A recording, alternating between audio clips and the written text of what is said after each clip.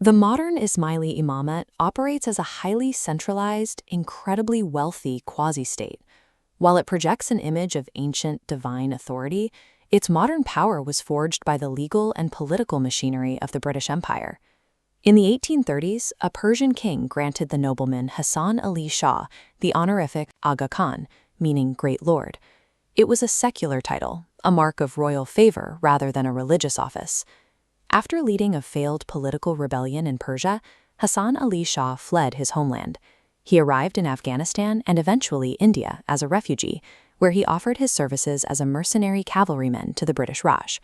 The British government rewarded his military assistance in their imperial campaigns with a lifetime pension of 3,000 rupees a month and the formal hereditary title of His Highness. The global standing of the modern imamate grew from this reciprocal military and financial deal with the British Empire, rather than a theological decree. When the first Aga Khan settled permanently in Bombay in the 1840s, he encountered the Khojas, a prosperous Indian mercantile caste. The Khojas practiced a tradition known as Satpanth, or the True Path. It was a fluid indigenous faith that blended Hindu and Islamic concepts, famously teaching that Ali was the 10th avatar of the Hindu god Vishnu. For centuries, the Khojas functioned autonomously. They were governed by local customs and village councils, not a standardized religious sect reporting to a single leader. Conflict erupted when the Aga Khan attempted to strip the community of this autonomy. He demanded mandatory tithes and absolute control over communal properties, prompting many Khojas to reject him as an interloper. This local clash over money and communal assets pushed the Khojas into the path of the British legal system, where their fluid traditions would be measured against rigid colonial law. In 1866, the Bombay High Court took up a property dispute that would force a legal determination on the very nature of Khoja identity. The British legal system demanded distinct binary categories. Under colonial eyes, a community had to be entirely Muslim or entirely Hindu, making the syncretic reality of the Khojas impossible to defend in court. Justice Arnould issued a verdict redefining the community by imperial decree. Ruling in favor of the Aga Khan, he categorized the Khojas as Shia Imami Ismailis. Using the Dasavatar as primary evidence, he concluded they were converts, legally bound by spiritual allegiance to the Aga Khan. To resolve a real estate dispute, a secular British judge with no theological training had officially decided the religious identity of an entire community. The verdict transformed voluntary spiritual offerings into a binding financial monopoly. The Aga Khan was granted legal ownership over all Khoja communal properties and religious contributions.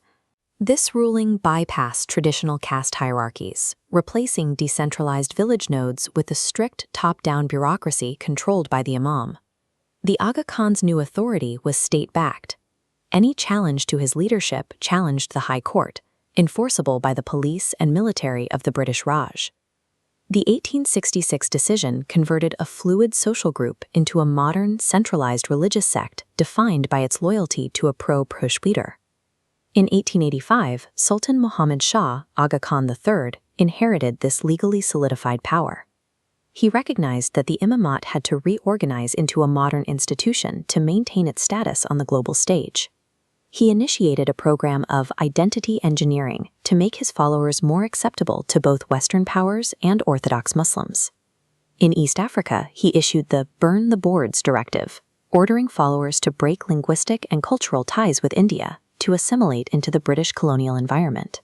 The community's syncretic past was actively marginalized. The Satpanth tradition, which once viewed the imam as a literal Hindu avatar, was reclassified as purely metaphorical to align the community with a standardized Shi identity. This rebranded, sanitized identity allowed Aga Khan III to move among world leaders. He used his state-backed authority to shape international policy, eventually serving as president of the League of Nations. To secure a globally recognized religious brand, the imamate systematically rewrote its own history, trading its indigenous fluidity for modern institutional legitimacy. The British Empire utilized the imamate as a primary tool of colonial governance. By codifying the Ismailis as a separate sect under a centralized leader, the Raj gained a fiercely loyal proxy group in a volatile region. In exchange for this loyalty, the imamate received the protection of the British Crown. This secular shield allowed them to build a transnational financial empire, that operated within but was not subordinate to the states where they lived. The administrative councils and written constitutions drafted in this era functioned as corporate charters. They locked the imam's control over the global tithes of a growing diaspora into a legal vault. By the mid-20th century, this structure had turned a 19th century court victory into the foundation for today's transnational development network, a billion-dollar institution born from the union of spiritual authority and colonial contract law. The modern imamate demonstrates how a colonial court could capture a lived faith, standardize its borders, and transform it into a perpetual global institution.